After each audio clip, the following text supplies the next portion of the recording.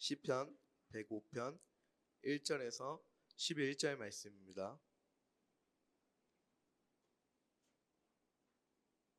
시편 105편 1절에서 11절 말씀 우리 다 같이 봉독하도록 하겠습니다. 여호와께 감사하고 그의 이름을 불러 아뢰며 그가 하는 일을 만민 중에 알게 할지어다. 그에게 노래하며 그를 찬양하며 그의 모든 기이한 일들을 말할지어다. 그의 거룩한 이름을 자랑하라. 여호와를 구하는 자들은 마음이 즐거울지로다. 여호와와 그의 능력을 구할지어다. 그의 얼굴을 항상 구할지어다. 그의 종 아브라함의 후손 곧 택하신 야곱의 자손 너희는 그가 행하신 기적과 그의 이적과 그의 입의 판단을 기억할지어다. 그는 여호와 우리 하나님이시니라. 그의 판단이 온 땅에 있도다.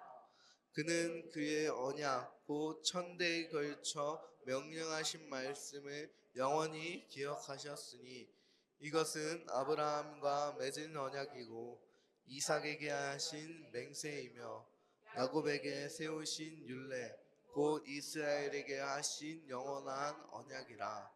이르시기를 내가 가나안 땅을 네게 주어 너희에게 할당된 소유가 되게 하리라 하셨도다.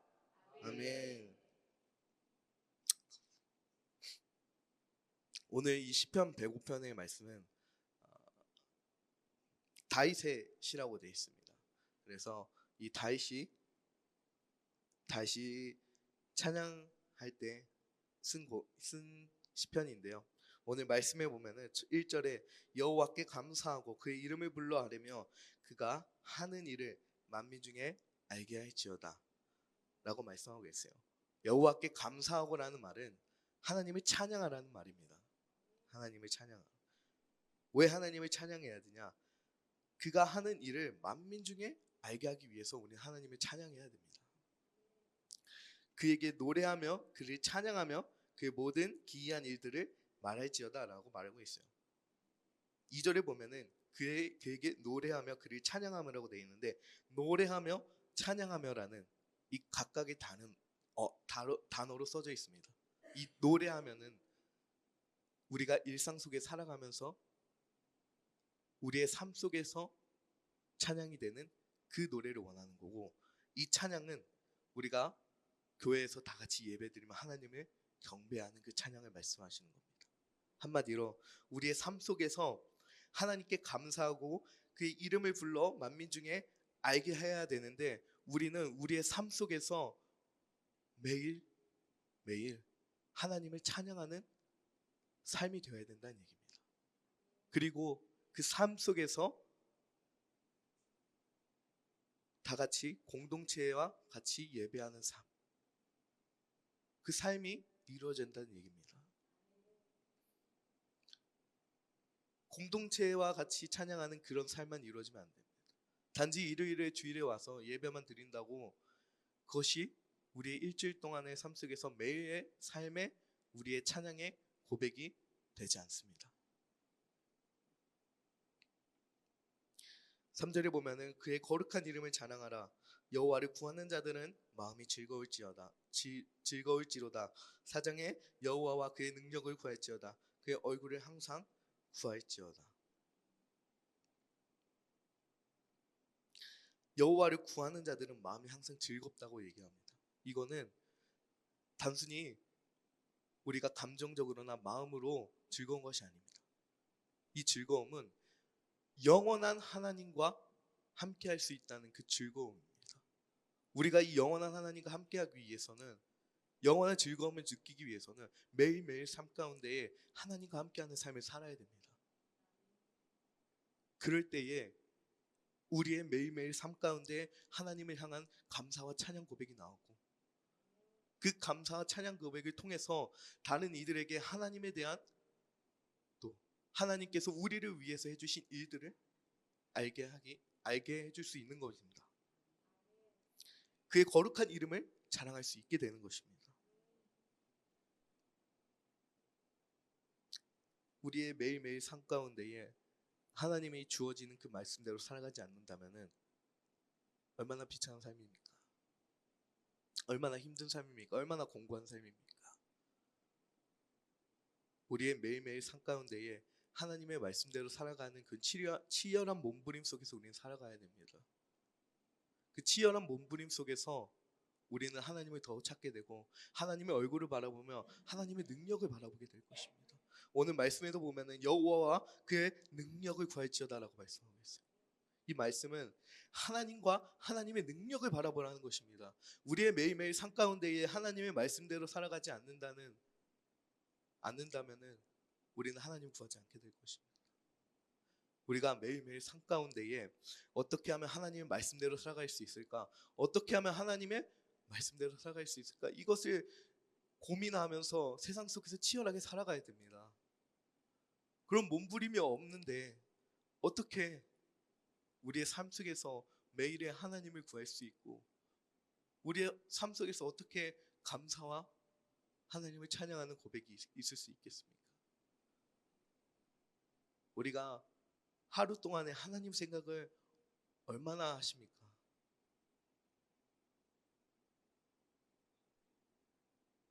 하나님의 말씀을 지키기 위해서 얼마나 노력을 하십니까? 저 또한 마찬가지입니다. 우리가 매일매일 삶 가운데에 하나님의 말씀을 지키고자 하나님의 말씀대로 살아가고자 노력하지 않는다면은 우리의 삶이 절대로 즐거울 수 없다고 생각합니다. 우리가 항상 하나님의 말씀대로 살아가려고 할 때 우리가 하나님의 얼굴을 바라보며 하나님의 능력을 바라보게 되고 그 가운데 하나님의 능력 가운데 하나님이 우리의 삶 가운데 역사하심을 보게 되고 그것을 감사와 찬양으로 우리는 고백하게 될 것입니다. 그리고 그 감사와 찬양 고백은 여러분만 보게 되는 것이 아니라 우리 주변 사람들이 보게 될 것입니다. 그것이 바로 이 시편에서 말하는 만민 중에 알게 할지어다. 그것이 이루어지게 되는 것입니다. 5절에 보면은 그의 종 아브라함의 후손 곧 택하신 야곱의 자손 너희는 그가 행하신 기적과 그의 이적과 그의 입을 판단을 기억할지어다. 그는 여호와 우리 하나님이시라. 그의 판단이 온 땅에 있도다. 그는 그의 언약 곧 천대에 걸쳐 명령하신 말씀을 영원히 기억하셨으니.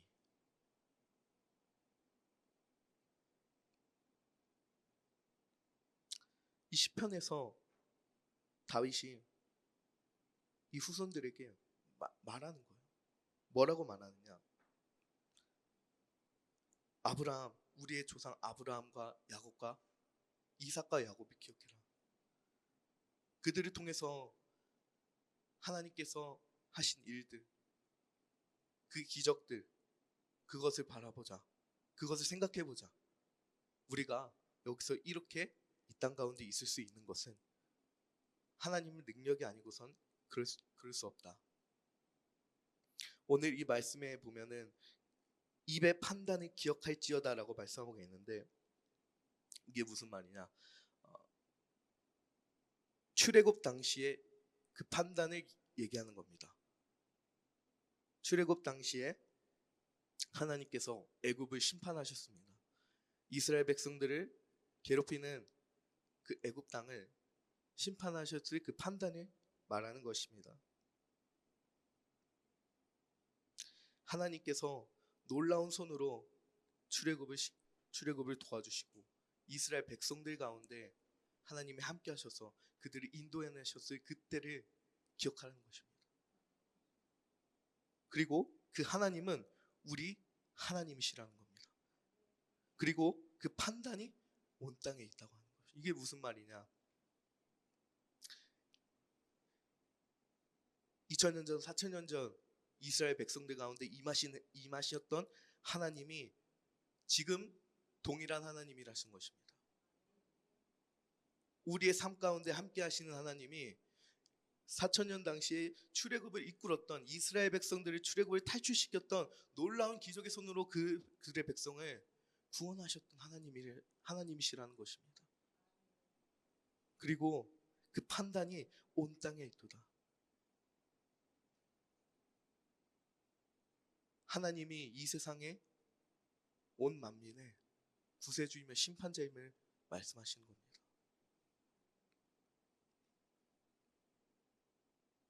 그리고 그 하나님은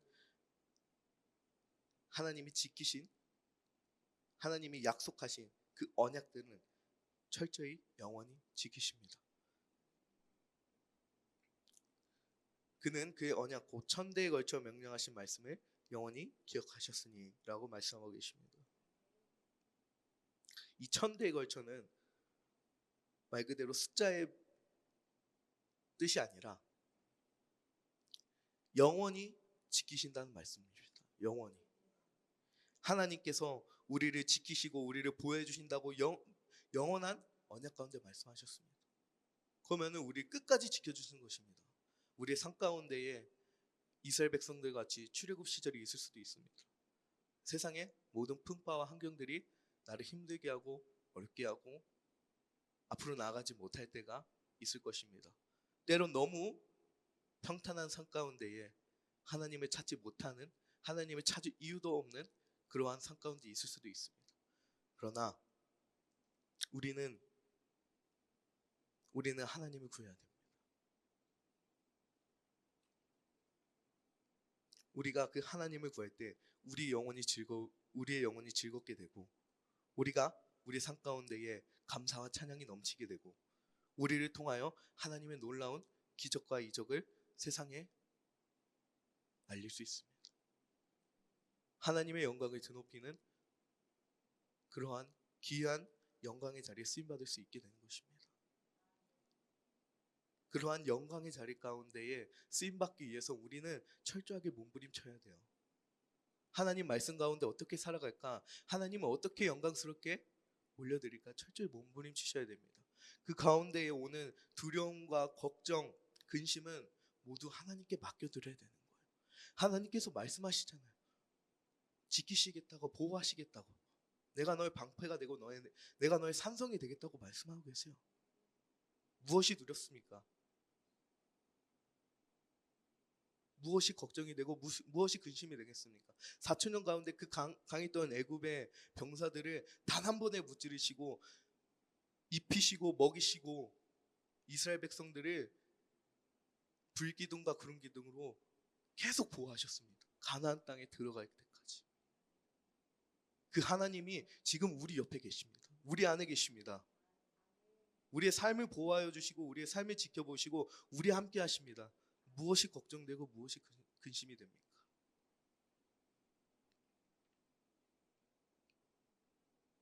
오늘 하나님께서 아브라함과 맺은 언약에 대해서 얘기하고 있는데 9절의 말씀 보면은 이 아브라함과 맺은 언약이 무엇이냐? 창세기 15장 17절을 보면은 하나님께서 아브라함이 하나님을 믿고 신뢰함을 보면서 하나님이 이 아브라함의 믿음을 의로 여기십니다. 그래서 하나님께서 이 아브라함과 언약을 맺기 위해서 아브라함에게 명령하십니다. 짐승들을 가르고 제단에서 준비하고 있습니다. 이때 고대 당시에 언약은 쌍방 관계에 이루어져야 됩니다. 쌍방 관계. 이 짐승을 갈라서 그 사이를 지나가야 되는데 이게 무슨 의미냐? 이 언약을 지키지 못할 시 이 짐승처럼 될 것을 약속하는 것입니다. 그러니까 되게 무서운 약속이죠. 그러니까 이 언약을 지키지 못하면 이 동물처럼 갈라서 죽일 거다라는 말이에요. 이 언약은 서로가 서로 지켜야 되는 거예요. 근데 이 아브라함과 하나님의 언약은 다릅니다. 일방적인 언약이에요. 아브라함이 그 짐승을 다 가르고 기다리고 있었어요. 흑암 중에 아브라함이 무서워서 근심하고 두려워했을 때 하나님의 불이 그 짐승 사이를 지나가십니다. 이게 무슨 의미냐? 하나님께서 내가 너와 함께 하겠고 내가 너를 지키고 내가 네 자손 가운데에 메시아를 보낼 것을 그 약속을 하신 겁니다. 내가 너를 통하여서 이 세상을 구원하겠다는 것을 약속하신 겁니다. 하나님께서. 이거는 아브라함도 지나가야 돼요. 근데 원래 같았으면 아브라함도 같이 지나가야 돼요. 근데 하나님께서는 하나님만 지나가셨어요. 이게 무슨 말이냐면은 예수님을 의미하는 겁니다. 예수님. 이 땅 가운데 예수님이 우리를 위해서 고난당하시고 죽으시고 십자가에 매달릴 것을 미리 얘기하신 거예요. 이 땅 가운데 내가 구원자를 보낼 것을 미리 얘기하신 거예요. 이 아브라함의 언약을 통해서.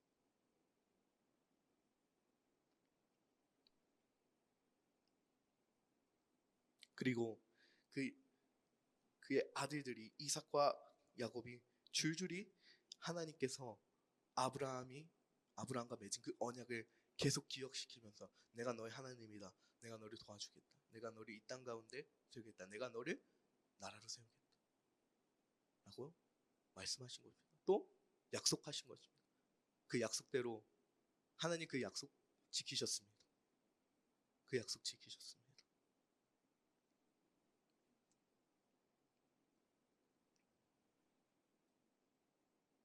그리고 이르시기를 내가 가나안 땅을 내게 주어 너희에게 할당된 소유가 되게 하리라 하셨도다. 끝끝내 하나님께서는 이 말씀을 모두 이루셨습니다. 그리고 이 땅 가운데에 다윗의 자손을 통하여서 예수님이 오셨습니다. 하나님은 처음부터 신실하셨습니다.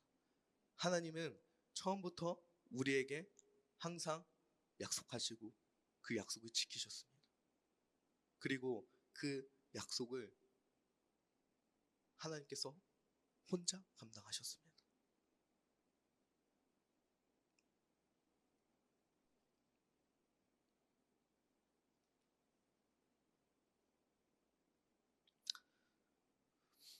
그래서 말씀을 정리해 보자면은 우리가 하나님께서 이스라엘 백성들을 아브라함을 모든 민족의 제사장 나라로 세우기 원하셨습니다. 그것이 무엇이냐? 이 민족을 통하여 모든 민족들이 하나님을 경배하기 원하셨던 거예요. 하나님을 경배하고 하나님께 돌아오기 원하셨던 거예요. 그런 제사장 나라로 세우셨습니다. 그리고 그러한 삶을 살아갈 수 있도록 명령하십니다. 이삭이 우물을 팠는데 목자들이 뺐고 이삭은 충분히 싸워서 뺐을 능력이 있었습니다. 그러나 그렇게 하지 않는 이유는 이삭이 뺏김으로 그 뺏은 목자들은 그 우물을 마실 수 있었던 것입니다. 그리고 또 뺏긴 우물들은 또 그 목자들이 살아갈 수 있는 환경이 되었던 것입니다. 그리고 하나님은 마지막에 이삭에게 가장 큰 우물을 주셨습니다. 이삭은 우물이 뺏긴 것처럼 보였지만 하나님은 이삭을 통하여서 다른 민족들을 살리신 것입니다. 우리는 그런 삶을 살아가야 됩니다. 우리의 매일매일 삶 가운데에 하나님의 말씀대로 하나님의 뜻대로 살아가려는 그 몸부림, 또 하나님의 영광을 올려드리겠다는 그 삶을 살아가지 않으면은 우리의 매일의 삶이 하나님께 감사와 찬양보다는 불평과 근심이 많아질 것입니다.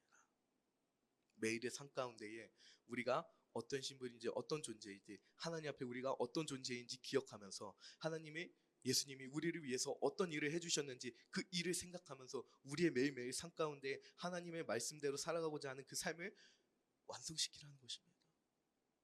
만들어가라는 것입니다. 그 삶이 하나님께 영광을 올려드리는 삶이고 그 삶이 모든 만민 중에 하나님께서 우리에게 해주신 일들을 공포하는 일이며 하나님을 높이는 일이라는 것입니다.